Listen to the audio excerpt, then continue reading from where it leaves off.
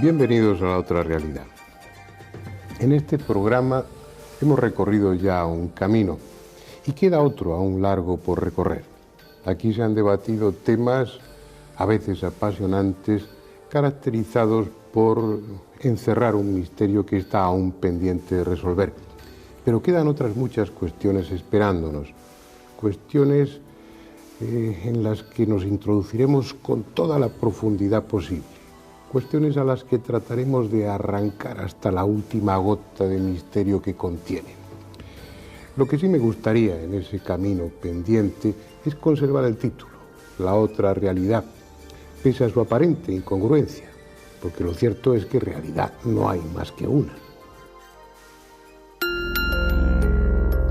Pero es tan amplia, tan diversa, con tantos rincones oscuros, que habitualmente solo una parte de ella queda al alcance de nuestra vista.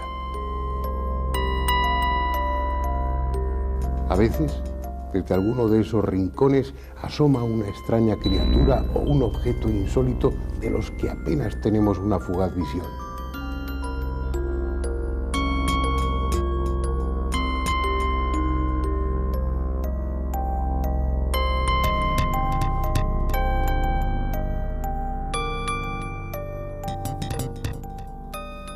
En otras ocasiones, esa realidad nos devuelve en forma de mito o de leyenda nuestros propios sentimientos, nuestros deseos o temores, nuestros demonios interiores.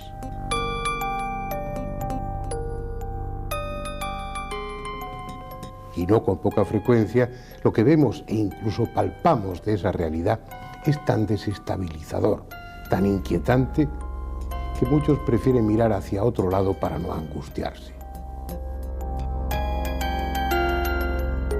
Por eso, al elegir el nombre de la otra realidad, hemos querido expresar que junto a esta parte de la realidad conocida, habitual, que nos resulta familiar, existe otra parte de realidad oscura, remota, de la que a veces nos llegan fragmentos o desde la que se producen efectos cuyas causas ignoramos y por eso nos desconciertan.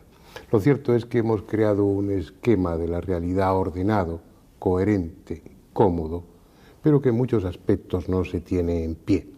Por eso, si a ustedes les parece, en este punto de transición entre un bloque de programas y otros, vamos a dar un repaso a algunas de esas grietas por las que se nos cuela la otra realidad.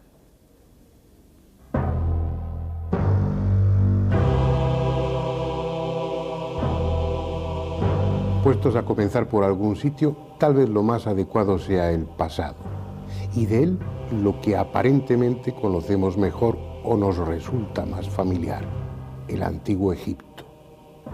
Hace unas cuantas semanas nos referíamos a uno de sus misterios, quizá el más novelesco, el descubrimiento de la tumba de Tutankamón y la supuesta maldición que se cernió sobre quienes profanaron su descanso. Aunque el cebo, por así decirlo, sea esa maldición, lo arqueológicamente importante fue el hallazgo en sí y la odisea de sus descubridores, Lord Carnarvon y Howard Carter. Si hubo maldición, actuó de forma extrañamente selectiva, porque mientras que Lord Carnarvon fue la primera víctima, Howard Carter, auténtico responsable del descubrimiento y el que más horas pasó dentro de la tumba y junto a la momia, murió de muerte natural muchos años después. Pese a todo, justo es reconocer que algunas muertes estuvieron rodeadas de circunstancias especiales, sobre todo la del propio Lord Carnarvon, aún hoy pendiente de explicación.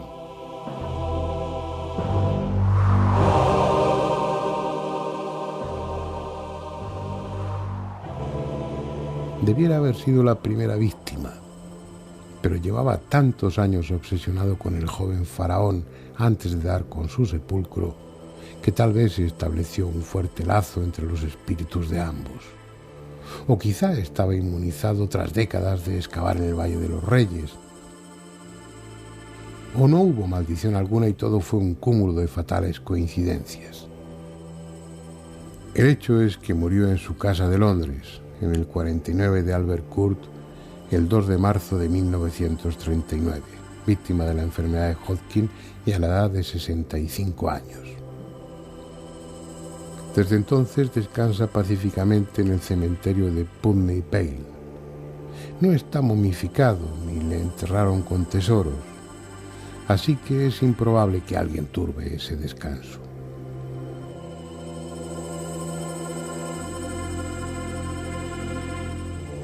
Fue un hombre de vida dura. A los 17 años ya estaba en Egipto como dibujante, plasmando en sus acuarelas las formas y sobre todo los colores de las piezas halladas que la fotografía de entonces no podía retratar. Probablemente habría terminado siendo un buen pintor, pero el destino le convirtió en ayudante del mejor arqueólogo que haya dado la historia, Flinders Petrie. Con él aprendió todo lo que en ese campo debe saberse, especialmente a soportar con estoicismo las fatigas y privaciones.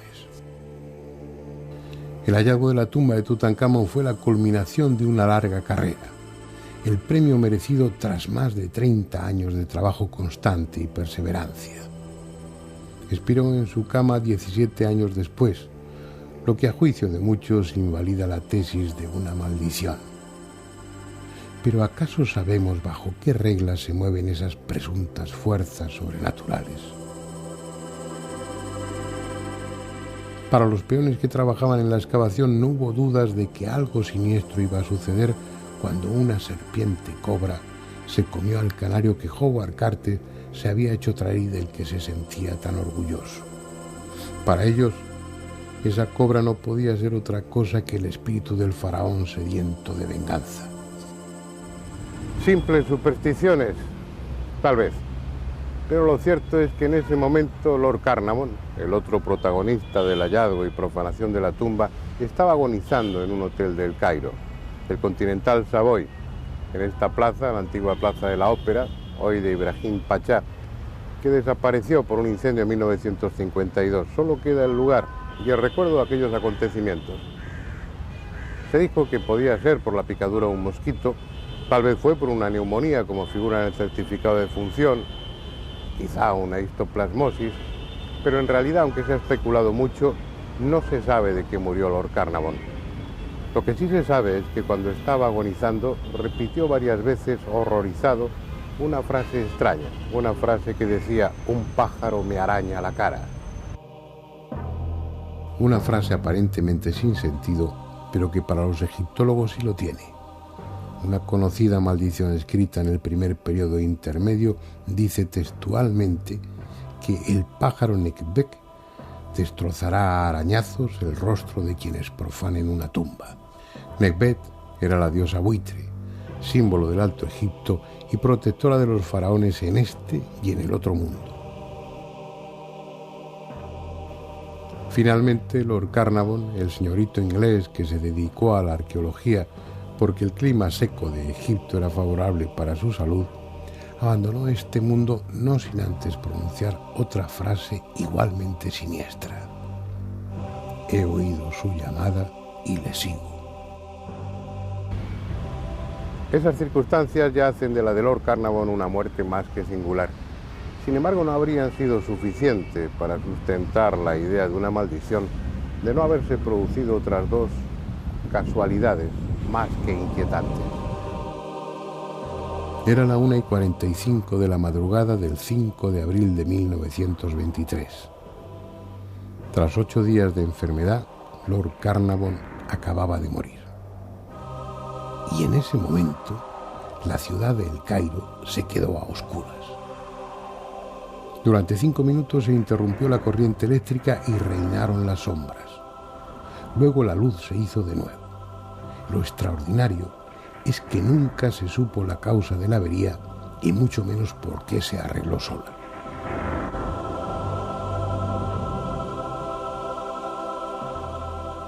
La otra casualidad es que a miles de kilómetros, en la casa solariega de los Carnarvon, en Highclere Castle, y en ese mismo momento, Susan, la perra Fosterrier favorita del Lord, que incluso le había acompañado en algún viaje a Egipto, comenzó a aullar desesperadamente y al cabo de unos instantes cayó muerta como fulminada. El 30 de abril, George Edward Stanhope Molyneux Herbert, quinto conde de Carnarvon, era enterrado en Beacon Hill, al lado del castillo de Highclere, donde pasó su infancia y parte de su vida.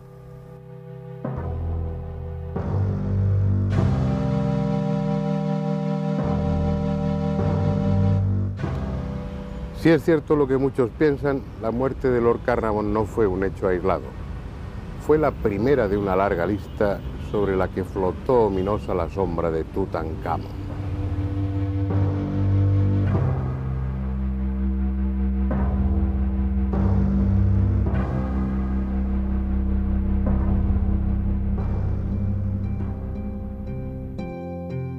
La otra parte del enigma es puramente histórica. ¿Por qué Tutankamón fue enterrado con tan fabuloso y desproporcionado tesoro? ¿Por qué su cadáver fue momificado con tanta prisa? ¿Murió de causas naturales o lo asesinaron?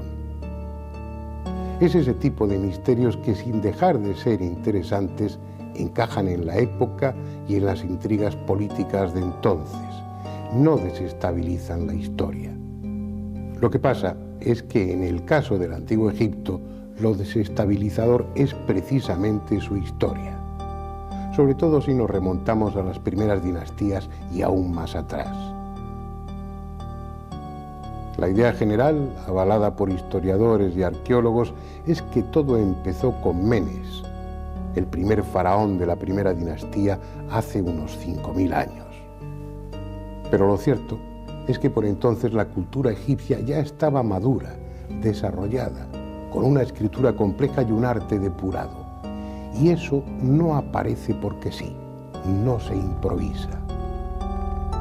Por delante de aquella primera dinastía hubo siglos de evolución, una etapa oscura de la que no sabemos nada, o de la que no queremos saber nada, porque según sus viejas crónicas y tradiciones, hubo una época predinástica de dioses, semidioses y reyes que harían retroceder la historia del Antiguo Egipto hasta el año 30.000 más o menos antes de Cristo. Absurdo. Tal vez, hasta que un día se encuentren las ruinas o tumbas de aquellos semidioses y haya que reescribir la historia. Lo que no tendría nada de extraño, porque son tantas las cuestiones pendientes sobre esa extraordinaria cultura que habría material para una serie entera de programas. Ya hace tiempo que hablamos de la Gran Pirámide y de los increíbles y al mismo tiempo indiscutibles conocimientos matemáticos y astronómicos que en esa construcción se plasmaron. Aunque quizá lo más asombroso sea la técnica que utilizaron para trabajar la piedra.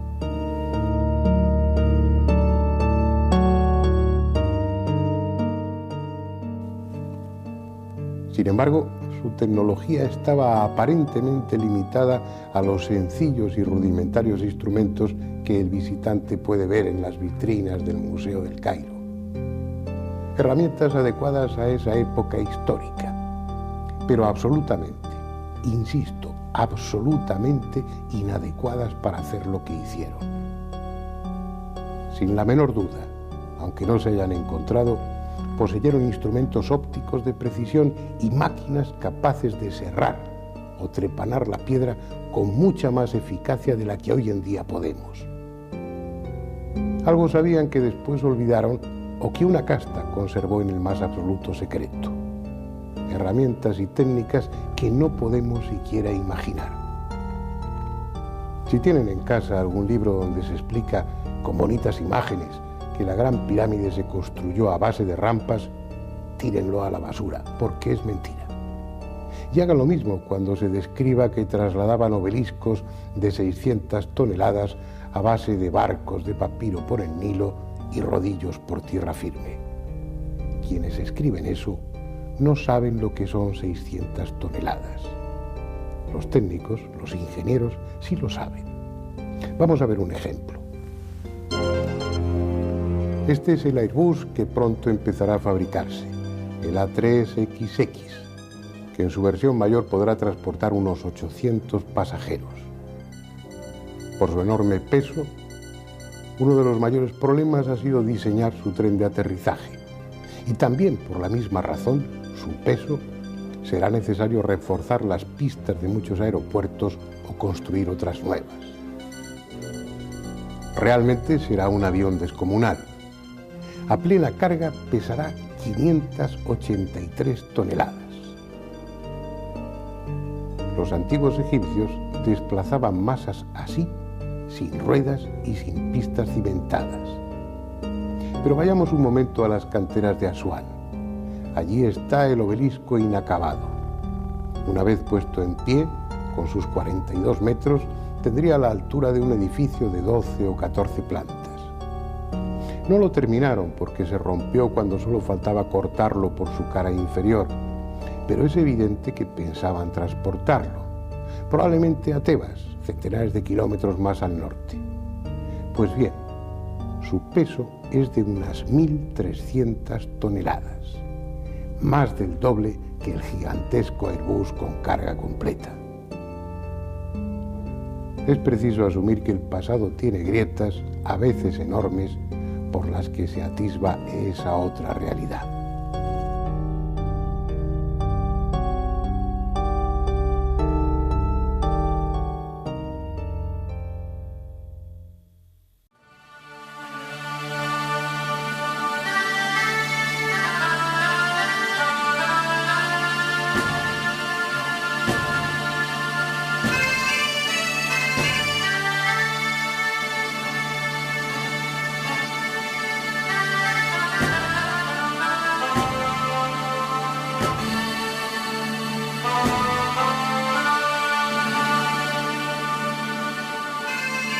Quizá después de todo, los viejos dioses, al estilo de Yahvé, Viracocha o Huitzilopochtli, fueran reales.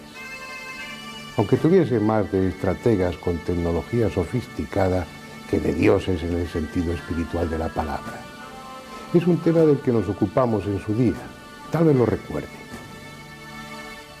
Meterse en el terreno de los dioses puede traer complicaciones, porque aunque ya no estén entre nosotros, quedan las religiones que en torno a ellos hemos construido los hombres.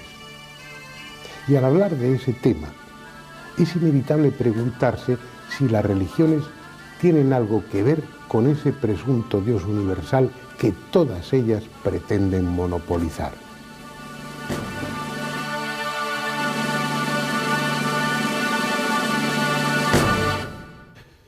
El hombre se manifiesta como un ser religioso con todas las consecuencias.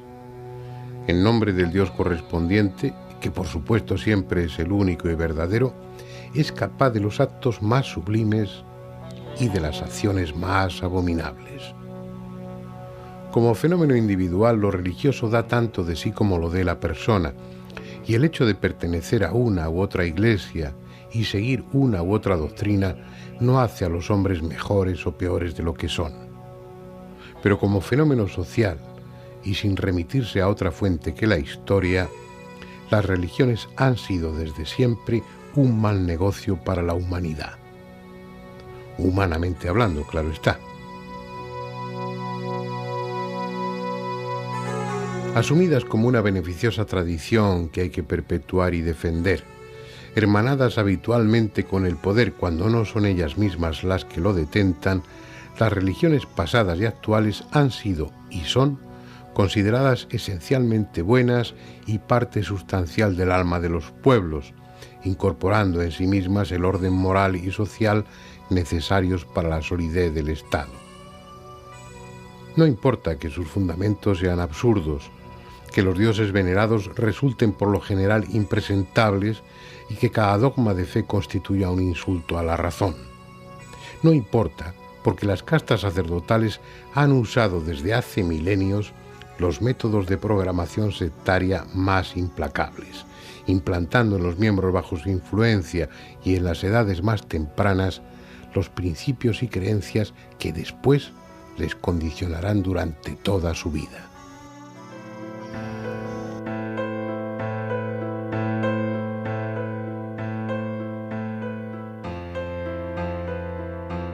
Son temas espinosos. En ellos hay mucho sentimiento puesto, tienen una enorme carga afectiva y hablar por ejemplo, de Jesús desde un punto de vista histórico, aséptico, analizando su figura como la de un líder mesiánico más de los muchos que entonces hubo en Palestina, despertó en su momento más de una airada protesta.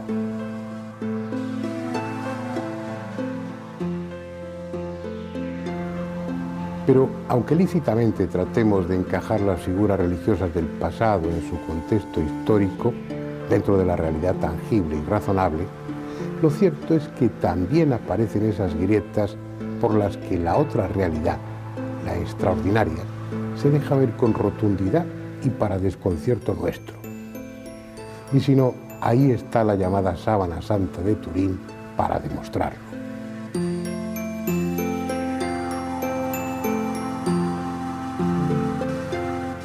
Luego, en la parte más profunda, un trozo del pavimento original al descubierto. Algunas de las losas que, con toda seguridad, pisó Jesús en un momento u otro de su vida. Tal vez esas losas sean los únicos objetos que se conservan que estuvieron en contacto físico con él. Solo tal vez, porque en una capilla a 2.800 kilómetros de aquí se venera una desconcertante tela que, según todo parece señalar, envolvió su cuerpo y ha guardado, nadie sabe cómo, cada detalle de la atroz tortura y de la ignominiosa muerte que, según la tradición, sufrió. Hoy se la conoce como la Sábana Santa. Mide 4 metros y 30 centímetros de largo por 1,10 metros de ancho. Y para muchos no hay duda de que se trata del sudario que envolvió el cuerpo de Jesús en su tumba.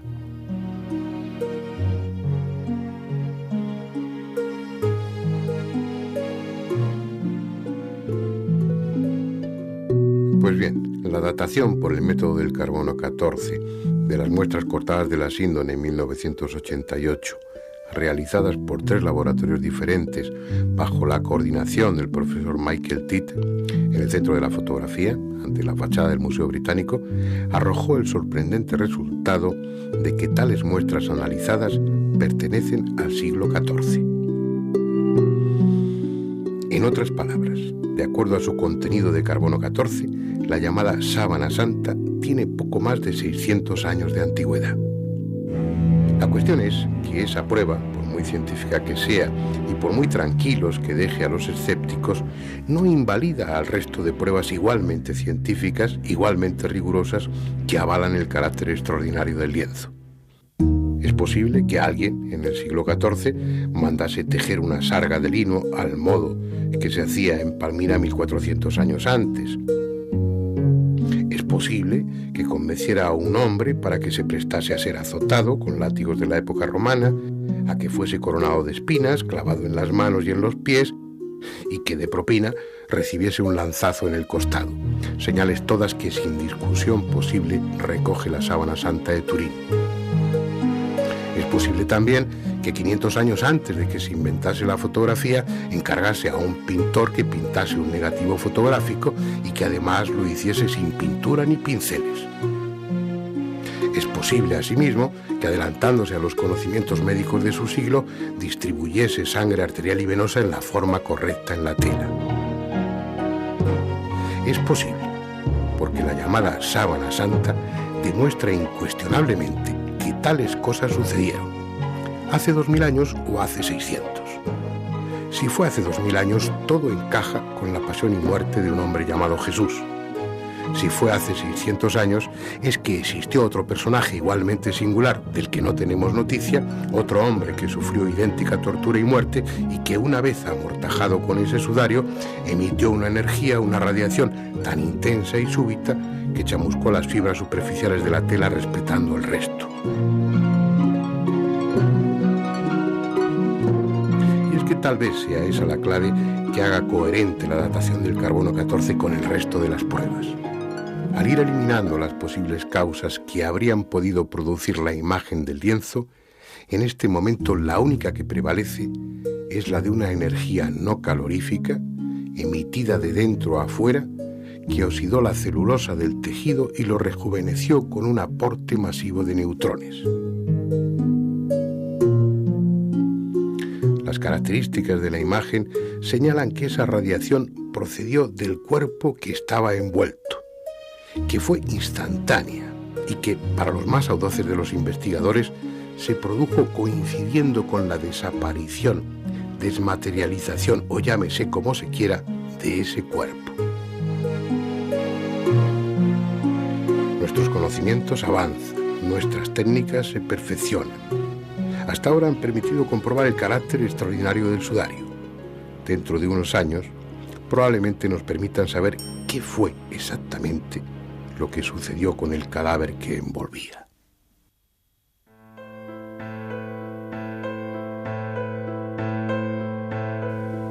¿Hasta qué punto podemos estar seguros de nada? La realidad es diversa, compleja, a veces escurridiza, y con frecuencia las cosas no son lo que parecen. Ni siquiera hay razones contundentes para negar que en las leyendas se encierra una parte de verdad. Recuerdo que estuvimos en Glastonbury y otros lugares del sur de Inglaterra siguiéndole la pista al mítico rey Arturo y a sus caballeros de la tabla redonda. Es una parte del mundo donde floreció, como en ninguna otra, la leyenda del Santo Grial, la copa que Jesús utilizó durante la última cena y que, según se dice, conservó José de Arimatea, usándola después para recoger en ella parte de la sangre que salió del cuerpo de Cristo mientras lo amortajaba. Tradiciones piadosas, probablemente sin fundamento alguno, aunque en esas tierras inglesas se asegure que José de Arimatea estuvo allí y que el rey Arturo fue un personaje auténtico que está enterrado entre las ruinas de una vieja abadía. Lo razonable es pensar que todo se reduce a un puro mito, invención de los juglares medievales, y que el Santo Grial no era sino una alegoría mística. La copa de la última cena, fuese del material que fuese, necesariamente se habrá perdido o incluso destruido hace siglos. ¿O no? Y una vez más estamos equivocados.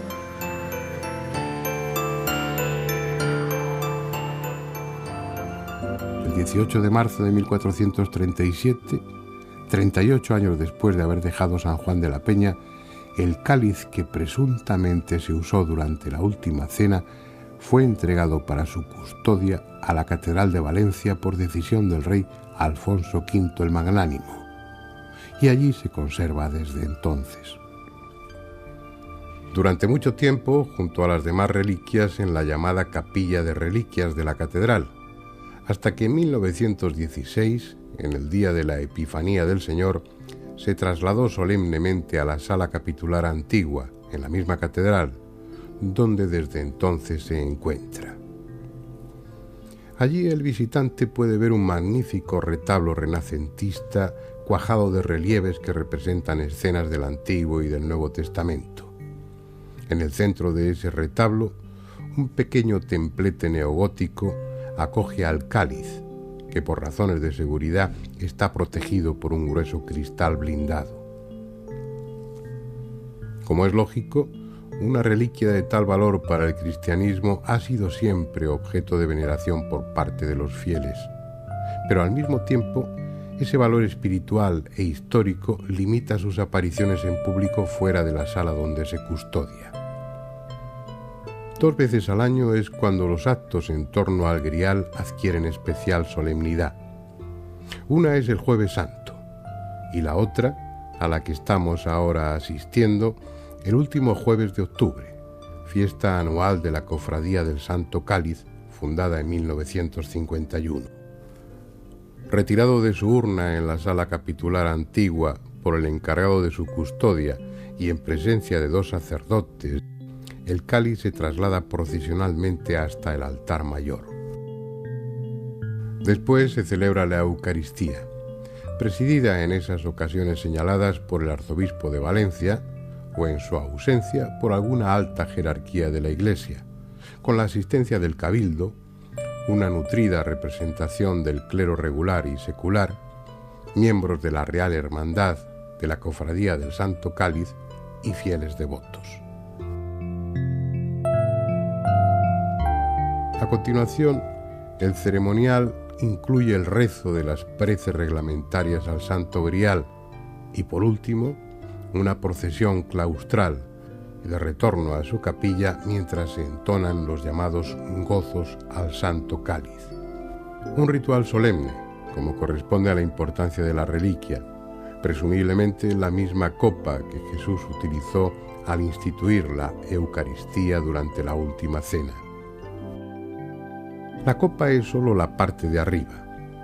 Está tallada en ágata cornalina oriental y los estudios realizados han permitido deducir que corresponde al periodo entre el siglo II a.C. y el siglo I de nuestra era. Igualmente, los expertos consideran que su factura es propia de algún taller de Egipto, de Siria o de la misma Palestina. Características que la sitúan en la época y en el entorno correctos para ser lo que la tradición afirma que es, el Santo Grial. El resto, en oro burilado, y el pie, también de ágata, fueron añadidos después, probablemente cuando salió de San Juan de la Peña y estuvo en las capillas reales de la Corona de Aragón. 26 perlas, 2 esmeraldas y 2 berilos realzan su aspecto, aunque nada añaden a su valor espiritual. Así pues, es casi seguro que ese grial buscado por los caballeros medievales sea el que se conserva en la Catedral de Valencia. El otro grial, el místico, está en el interior de cada uno. Por eso resulta mucho más difícil llegar hasta él. Creo que debiéramos dar un repaso a las leyendas con menos soberbia cultural, con menos prejuicios. Igual nos llevábamos alguna sorpresa. En la misma época en la que nadie dudaba de la existencia del Santo Grial, se prodigaron otras muchas leyendas que aludían a criaturas fantásticas. Ogros, hadas, dragones, unicornios. Cualquier persona culta sabe que son eso, leyendas, y que carecen totalmente de fundamento. Pero nosotros decidimos tomar una de ellas, la del unicornio, y prescindiendo de prejuicios culturales, tratar de descubrir cuánto de verdad había en ella, si es que había algo. Cuando menos pensamos, sería un buen pretexto para viajar y conocer otras tierras. Al final, resultó que el unicornio sí era real, aunque su especie se extinguiera hace unos pocos miles de años. Y es que tal vez muchas leyendas se basan en hechos auténticos, y esas criaturas fantásticas de las que aún se sigue hablando entre estas gentes hayan existido. E incluso sigan existiendo, como el célebre Yeti, el abominable hombre de las nieves al que en su día iremos a buscar, porque según el testimonio de muchos viajeros, aún no ha desaparecido. Cuéntame cómo fue tu encuentro con el Yeti, cuándo, dónde, qué fue lo que viste, todos los detalles que recuerdes. Fíjate, forma parte de unos recuerdos duros, difíciles, en la que lo del Yeti fue algo incidental, curiosamente, porque yo aquel año, ya el año 1973, en la época posmonzónica, después de los monzones, había hecho un tiempo que no se recordaba tan malo nunca en el Himalaya. Yo estaba solitario, es decir, yo iba solo, con mi Sherpa, Dava Haizen, ya desaparecido, y íbamos a intentar el Annapurna. Él se quedaba en el campamento base, y yo iba a intentar el Annapurna en solitario. El Annapurna es el pico más peligroso del Himalaya, el que lleva casi el 50% muertos de los que han estado, el 50% ha muerto. De los 100 que han estado en la cumbre, o 110, el 52% víctima de las avalanchas. Y entonces yo había sido víctima de una tremenda avalancha, me había librado, bueno, gracias a la providencia, o a los dioses, o a Dios, cada uno con arreglo a sus creencias. Había sido arrastrado por la nieve durante decenas de metros, me había quedado sin nada, pude descender de 6.000 y pico metros a los 4.000 del campamento base y salí huyendo, pasando por el Miristicola y por parajes impresionantes, y estuve refugiado recuperando fuerzas en alguna casa tibetano-lepalí, ¿no? Yo recuerdo en la casa de Sukul y de Jambado, dos nepalíes tibetanos que todavía hacían frente al ejército de invasión de Mao, ¿no? Con unos fusiles viejísimos. Luego fueron... recuerdo que ella practicaba la poliandria, se practicaba la poliandria en la familia, ¿no? Es decir, los hermanos de él, ella había venido de lejos. Salí de aquella casa después de 3 o 4 días, cuando pude cruzar los torrentes, épocas monzónicas muy violentas, y recuerdo que ya recuperado me interné, después de bajar todos aquellos precipicios preciosos, me interné en el bosque de Lete, y era el atardecer, un bosque muy tupido que hay, camino del Kaligandaki, el cañón más profundo de la Tierra entre la Annapurna y el Dhaulayiri, que son 2,8 millas colosales, entonces entre medias el Gandaki, camino del Gandaki en el bosque de Lete, no se me olvidará nunca, era el atardecer, era muy oscuro porque era un bosque, yo ya había encendido mi lámpara frontal, venía recuperado físicamente, después de esos momentos difíciles y en las que la mente, pues efectivamente, puede ver otras instancias de la vida o de la conciencia, ¿no? Y ahí es cuando la luz me la devolvió dos ojos que brillaban a 6-7 metros, no más, un poco más allá del pasillo, entre árboles. Y es cuando yo vi aquel ser asustado, fueron fracciones de segundo, podéis imaginarlo, porque la luz debía asustarle. Él vi perfectamente porque yo le estaba alumbrando casualmente, casualmente con la linterna, no lo esperaba. Yo no soy miedoso y voy entre los bosques sin ningún problema. Sé que allí no te puede atacar nadie, porque allí no hay bandidos de noche, vamos, los bandidos están más de día, no van a estar pasando tanto frío. Y fue una visión para mí impresionante, pero que una vez vista dije, el Yeti, es decir, no podía ser más que el Yeti.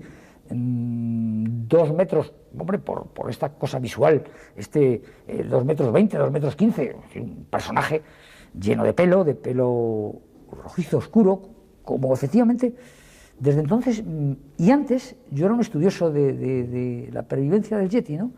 Era un estudioso de su evolución, de su desaparición, incluso había indagado en las viejas leyendas serpas, puesto que los Yetis están en el país de los serpas, fundamentalmente, es bajo el Everest, en toda esa zona de Khumbu, de Nanche Bazar, parece ser que quedan ahí después de las glaciaciones, o por motivo de las glaciaciones, quedan un poco anclados, privados como grupo social, ¿no?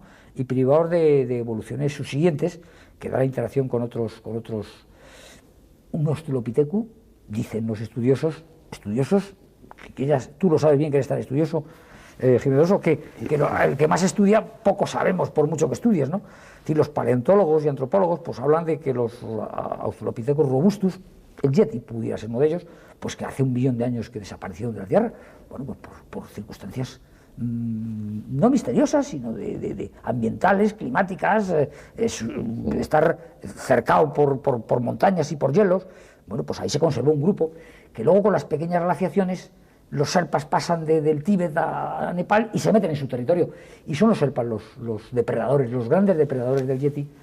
Y pues es uno de esos raros ejemplares temerosos del hombre, y además sabio ya, porque teme al hombre hay que temerle siempre. Todos los seres que no son el hombre temen al hombre, y incluso el hombre teme al hombre.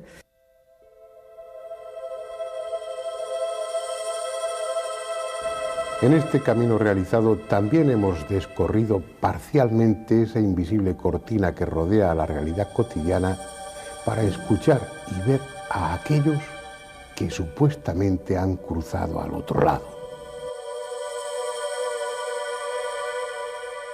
El camino iniciado por Jürgenson y Raudive fue seguido inmediatamente por decenas de investigadores y más tarde por aficionados de todo el mundo. A estas alturas, el número de psicofonías grabadas puede contarse por millones. Aunque el origen de estas voces misteriosas sigue siendo objeto de encendidos debates, para muchos, quizás la mayoría, se trata de sonidos procedentes del mundo de los muertos.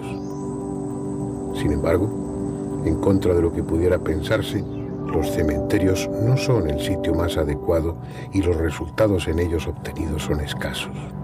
Más bien da la impresión de que estas grabaciones guardan relación con los sentimientos que experimentaron en vida los que ahora están muertos. Por eso es más fácil obtener psicofonías en casas abandonadas, ruinas y otros lugares que en tiempos fueron escenario de sufrimientos, de tragedias, de muertes violentas. Vayamos a algunos de esos emplazamientos en los que grabar este tipo de voces es, si no habitual, por lo menos frecuente. Durante el reportaje incluiremos algunas de las psicofonías allí conseguidas. Para una mejor audición en cada ocasión se oirán repetidas 2 o 3 veces.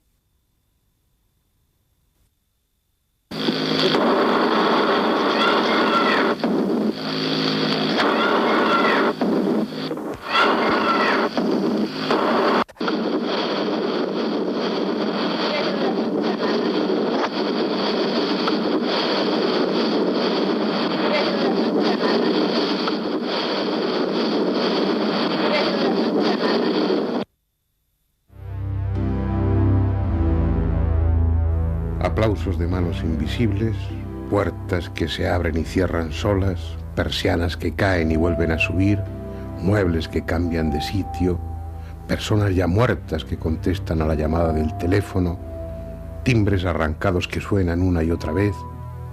Así son los poltergeists. Esperando un nuevo inquilino, la casa está vacía, pero no deshabitada.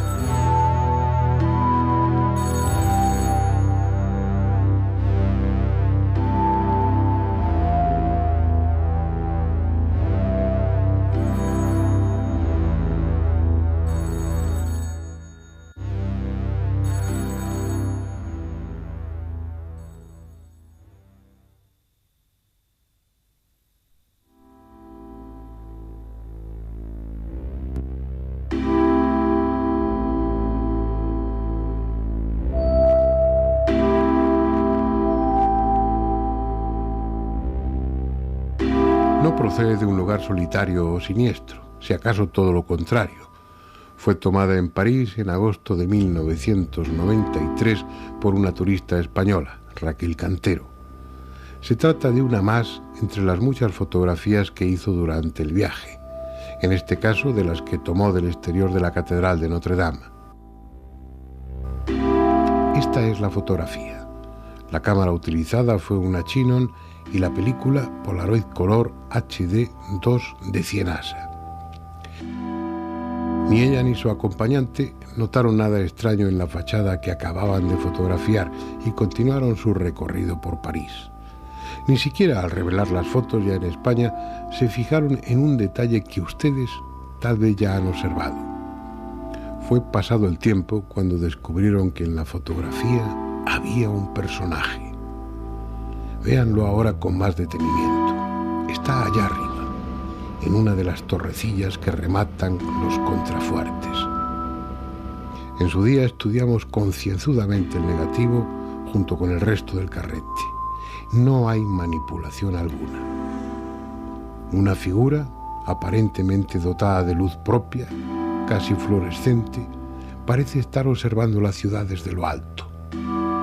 Si uno pone algo de imaginación, puede distinguir la peluca blanca y el atuendo de alguien perteneciente al siglo XVII o XVIII. Es sin duda la fotografía auténtica de un fantasma, sean lo que sean los fantasmas.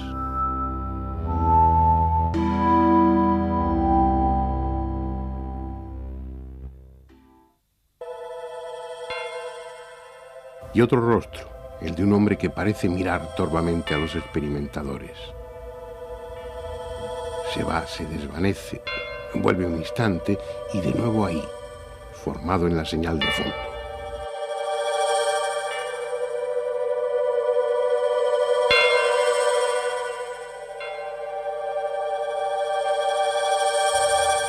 Y luego, enormemente contrastado, apenas definido, pero perfectamente reconocible pese a todo, otro rostro, el de una hermosa mujer.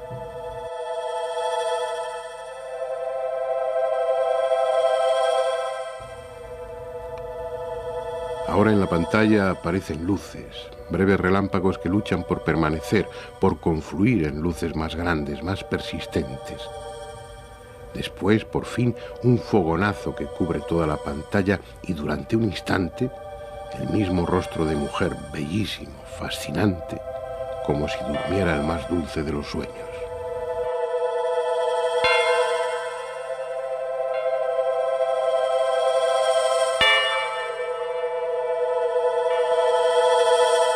Es probable que jamás vuelvan a asistir a un espectáculo similar.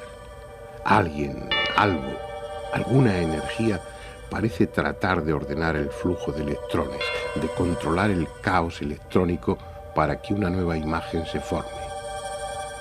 Y finalmente lo consigue. En un primerísimo plano, al lado izquierdo de la pantalla, la luz confluye, toma forma y surge la cara de un hombre que lucha por no desaparecer.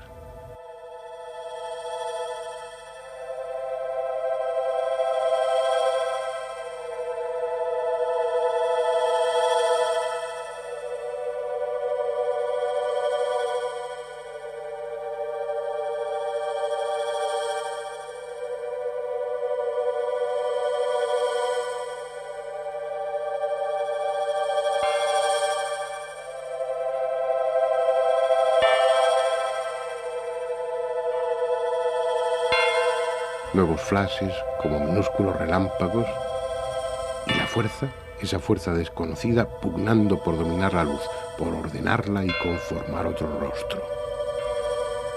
Ahí está, la misma mujer de antes, viene, se va y por fin consigue quedarse, permanecer durante largos segundos, con su belleza distante, con sus rasgos perfectos e impasibles, durmiendo quién sabe qué sueño.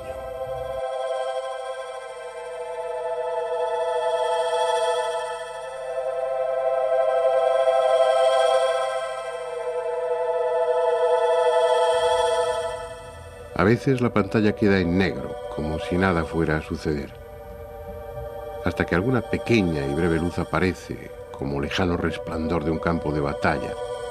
Luego serán otras y otras más. Algún fogonazo que inunda la pantalla, un rostro que apenas permanece una fracción de segundo y de nuevo la oscuridad, interrumpida por destellos ocasionales.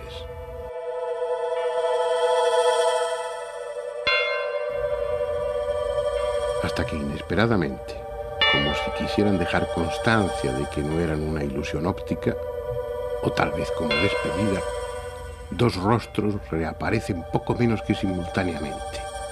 Casi no da tiempo a verlos. Uno tiene la impresión de que hubiera sido su último esfuerzo. Pero aún habrá lugar para otras dos apariciones.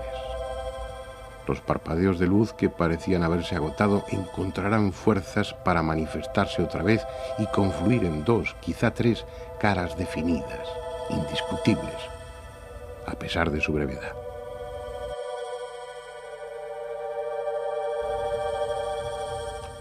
Fue el último experimento que ese grupo de Tenerife realizó. Me confesaron que después de esas experiencias que acabamos de ver, los rostros volvieron a aparecer en los días siguientes, pero sin que ellos lo pretendieran. Cuando estaban viendo la televisión, colándose en este plano de la realidad sin ser invitados. Aquello les asustó y nunca más volvieron a intentarlo. Es un caso excepcional entre las psicoimágenes, al menos por lo que yo sé.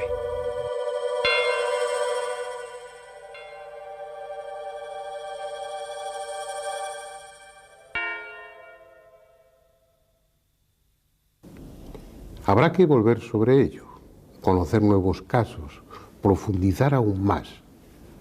Porque si esa otra parte de la realidad es lo que parece ser, es que se está abriendo ni más ni menos que una puerta entre este mundo y el mundo de los muertos.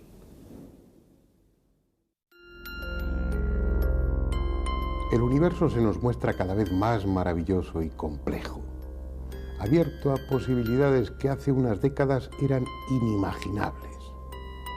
Sin embargo, muchos siguen aferrados a la idea de que la realidad solo tiene 3 dimensiones. Los ovnis no pueden estar aquí, porque las distancias interestelares son enormes y la velocidad de la luz es un límite infranqueable. No obstante, algo falla en ese planteamiento, porque están aquí, y o han estado desde siempre o vienen de algún sitio. Aunque tengan pruebas más que suficientes de su existencia, las autoridades evitan reconocerlo oficialmente. ¿Por qué? La razón es muy simple. Las instituciones políticas, militares, religiosas y científicas perderían su privilegiado puesto en la cúspide de la pirámide social. Dejarían de tener ese prestigio y autoridad moral que ahora ostentan ante el resto de la población para pasar a ser algo así como líderes de parvulario en un mundo de adultos. Dicho en un lenguaje llano, la realidad del fenómeno ovni es estimulante y esperanzadora para la mayoría, pero incómoda y humillante para los que ahora tienen la sartén por el mango.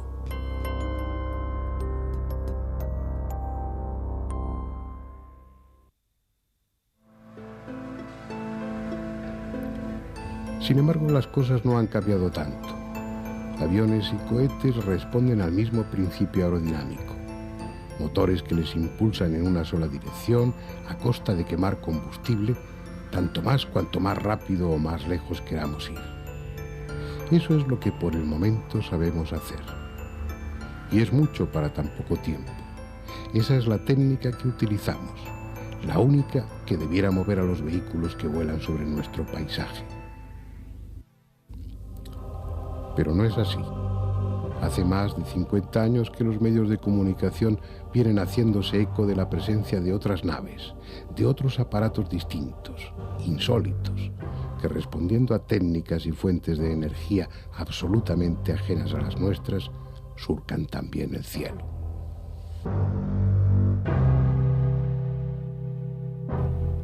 Son los ovnis, objetos volantes no identificados, vistos por millones de personas, fotografiados, filmados, detectados innumerables veces por el radar, pero sin identificación alguna. Naves dirigidas inteligentemente, pero de cuyos constructores y tripulantes no sabemos nada. Vehículos dotados de una tecnología que hace parecer a la nuestra poco menos que de la edad de piedra y que se pasean impunemente por el espacio aéreo de todos los países. ¿Tiene algo de extraño que desde su aparición los gobiernos se hayan ocupado del tema? ¿Puede a alguien sorprenderle que esos mismos gobiernos guarden en secreto toda la información que sobre esos objetos han acumulado? ¿Hay alguien tan ingenuo que crea que de tener en su poder una de esas naves estrelladas nos lo iban a contar?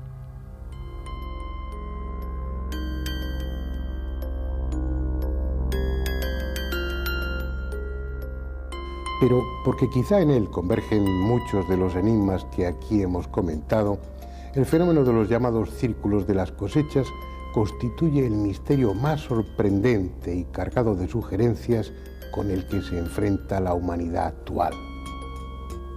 Como con otras cuestiones, desde los medios de comunicación y al dictado de lo que algunas instituciones consideraron más conveniente, se ha intentado manipular, silenciar y desprestigiar el tema atribuyéndolo a la broma de 2 jubilados. Pero como veíamos hace unas semanas, las características de esos diseños, su complejidad, su contenido simbólico, matemático, astronómico y su forma de aparición reflejan de manera tan contundente y abrumadora que nos hallamos ante algo extraordinario de origen no humano, que la explicación de los dos jubilados puede pasar a la historia como la mayor estupidez que jamás hayan divulgado las agencias informativas. Han estado ahí, en los campos de trigo o de cebada. Han desaparecido tras la siega para volver a aparecer a la primavera siguiente. Así, década tras década, cada vez con diseños más elaborados, más rotundos, más directos. Son, sin duda, fragmentos de un mensaje aún incompleto.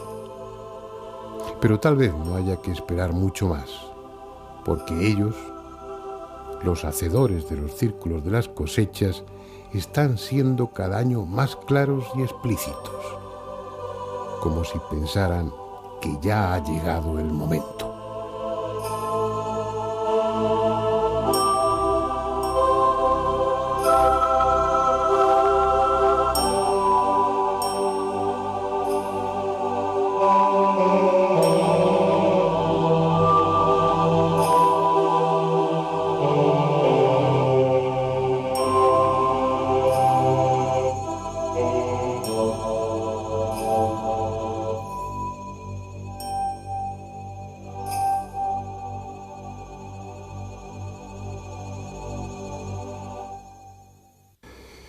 Bien, si les parece, dejemos aquí este recorrido por algunos de los temas tratados.